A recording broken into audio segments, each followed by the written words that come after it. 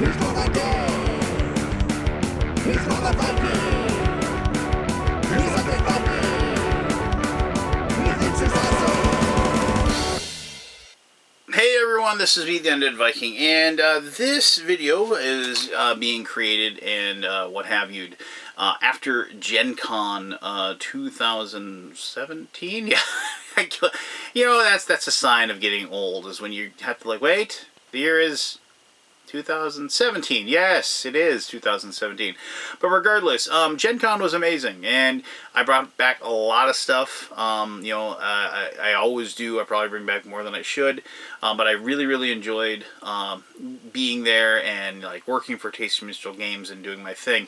But one of the things I always do when I am at Gen Con is that you know, I keep my ear to the ground pretty well when it comes to board games and figuring out what I'm looking for and what I want and what have you. But I'm always on the search for role-playing games. You know, it's like Gen Con is the one place where, like, you know, those really weird things that you normally can only get through like Drive-Thru RPG or things like that. They're like the place where you can actually, like, you know, you'll find those things in print in like, you know, instead of getting a PDF.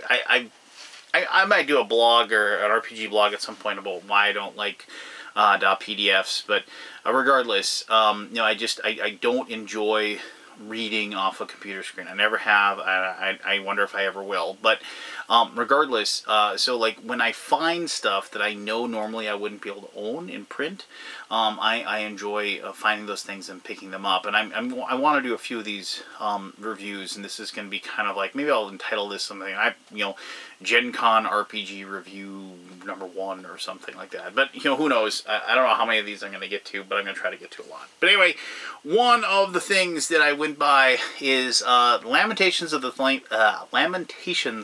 Princess is a old school D&D system. It is, and I don't technically play that system, but like the source books and the adventures and things like that for it are written for old school D&D, which is technically kind of what I play. I've been running a D&D campaign for quite some time, and I do find that old school D&D kind of lends itself to, one, pretty malleable rules. You know, you can usually insert those things pretty easily into a campaign system.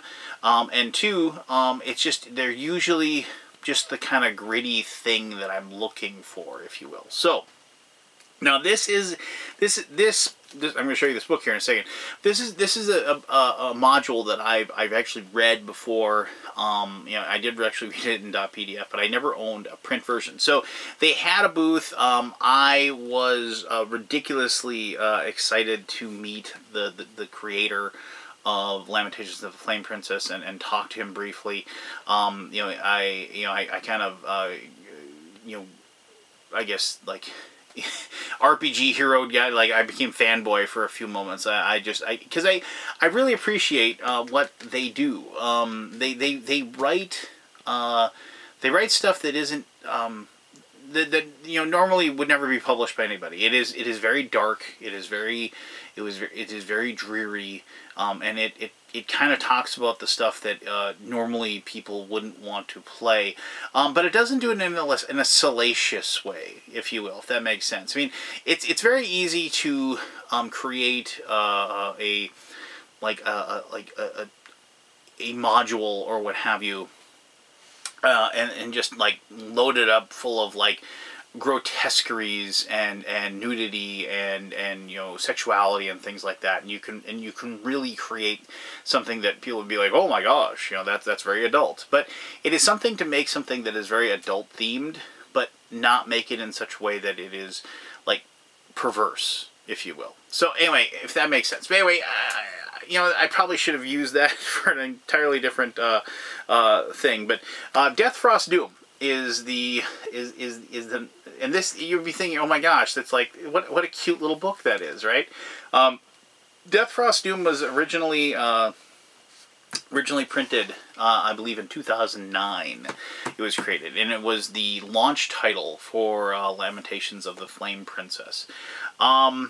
This is one of the the most evil adventures I have ever read and that I have ever played and ran. I guess I haven't played in it, but I ran it as a GM. This is my go-to adventure for if I go to a convention and I can get like 4 or 5 people together to play a one-shot adventure.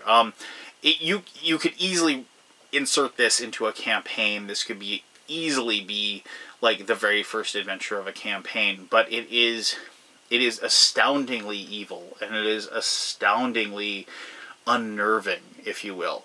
The one thing I would stress is that if you are going to use this in a campaign, your work is cut out for you. Not so much as far as running this, but to maintain that feeling of dread and awfulness that this is. Now, I don't want to give away too much. These are all as difficult things to do reviews for, but I don't want to give away too much, just basically because if you're a player and you catch some of this, you're going to, like, you're going to know what's going on, and a lot of, like, the secrecy and a lot of the, like, mystery of the situation you're going to be in is going to be ruined, and this is definitely something as a player. I mean, I would love to not know what this adventure has and run through it as a player.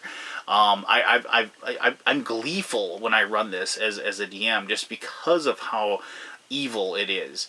And I don't mean evil like kill off the player's evil either. I don't mean it's like, oh, you picked the wrong door, you're dead, roll up into the character. No, that isn't the type of evil. What I'm talking about is it's the kind of adventure where, like, I've had players say, why are we even doing this? This is, we need to go. Like, when you actually get to the point where the players are, I'm not going to say frightened, because, like, they're sitting there at a table in a well-lit room, but when, like, they start inhabiting the mind of their player, and they're saying, there is absolutely no way my character would say, this is someplace we should be. We should continue adventure. No, I would leave. I would leave right now. We need to get out of here. We need to go. And it's true. I mean, it's like a lot of people just, they start doing the adventure and they're like, nope, we're done. We're leaving. We're out of here. Just basically, like, what it is that there is this village. And it's at the base of this giant mountain. And it's like, you know, not like the lonely one. It's like a mountain peak, but there's this giant mountain. And the only reason they're there is because they've heard rumors that there is, like, untold riches hidden inside an ancient temple that's on the top of this mountain. And that's it. That's the long and short of it. That's what they've heard. And they can kind of delve into a little bit. They can find out there was an ancient death cult that was up there that was, like, destroyed, you know, centuries ago by, like, order, like, the people of law and order and good and what have you. But, you know, nobody ever climbs the mountain just because they say it's cursed and there's evil things up there and what have you. And, of course, adventurers being adventurers, oh, untold riches, you say, you know, they're going to go up there and they're going to try to figure out what's going on. This is, let me see how many pages are in this thing. It isn't a lot. It is 62 pages, 62, 63 pages long, 64, I guess, technically, because you can't have an odd number of pages in a book. And they've co-opted, like, the front cover is the maps. The back cover is just a bunch of evil-looking, horrible undead. The thing is that there are there is just this one main dungeon that you'll go into. There's a way to get into the dungeon that's also somewhat difficult as well.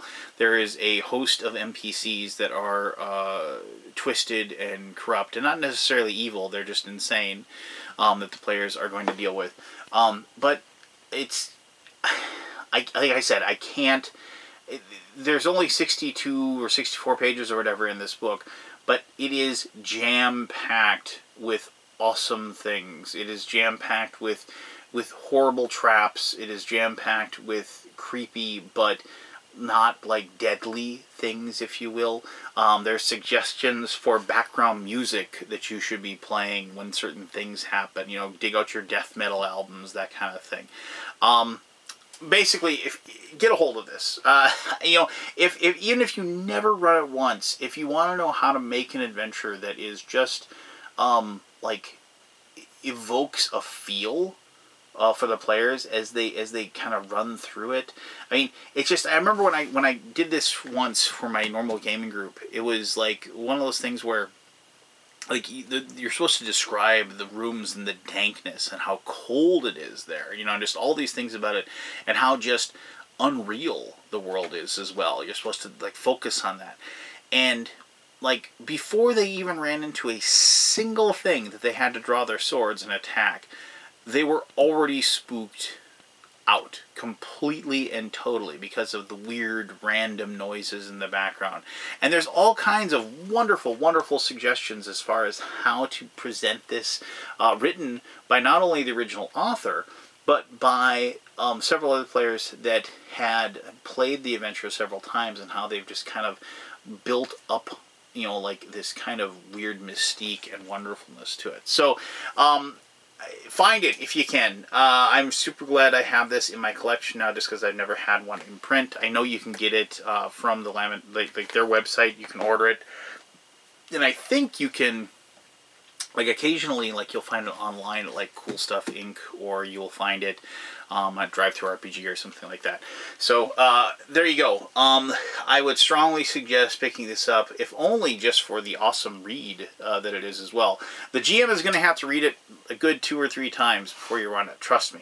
Just because there's so many weird things that kind of are interchangeable, that, like, if, like, the PCs do X in this room, then it's going to change what happens in this room. But if they do this and this, it changes what happens here. So just to kind of keep things flowing and knowing what's going on, read it 2 or 3 times before you run it. But there you go. If you have any questions or any comments, I would love to hear them about Death Frost Doom. But regardless, thank you very much for taking the time to watch this video. Until next time, I'm the Undead Viking, telling you to have yourself one heck of an awesome day. Alright.